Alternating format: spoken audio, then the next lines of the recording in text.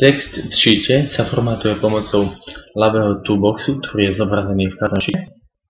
Nachádzajú sa funkcie na menenie typu písma, sú 4, rel, dama, times, predaná. V ďalšom radku sa nachádza font size, ktorý môžeme urobiť veľkosť písma. Môžeme si zvoliť z číselného alebo použiť plus, minus. B zvýrazní písma. I urobí šikmú kurzivu, U je podčiarknutie, S je straight through, je prečerknutie, kývlik je farba pledia, žena farba pledia, a aj prvé písmo. Ďalším formatovacím nástrojom, ktorým môžeme použiť hlavne písma, dané písmo a tzv. Písma. Môžeme zrovnať písmo doľava, do stredy alebo doprava.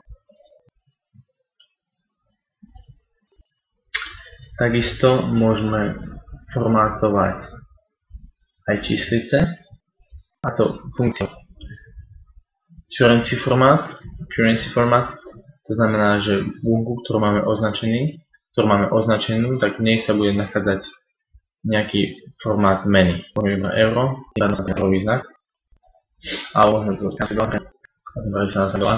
Ale takisto môžeme zvoliť no currency a nebude tam žiadna. Ďalšia formátovacia funkcia je na number format, ktorá umožňuje zobraziť číslo so čiarkou, ktorá oddeľuje decimálne hodnoty, a bodkou, ktorá oddeľuje tisíciny. Percentage formát určí číslo, ktoré je v bunke, že sú percentá.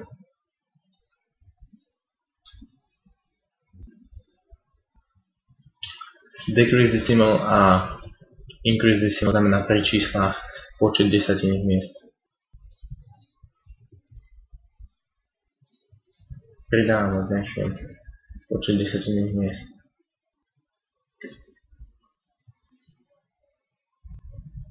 Format Painter kopíruje formát z vybraného riadku na iný riadok v stĺpci. Čiže ak si aplikujeme formát zafarbenia písma na červeno, chceme ho skopírovať takisto na bunku, ktorá je niekoľko riadkov nižšie, použijeme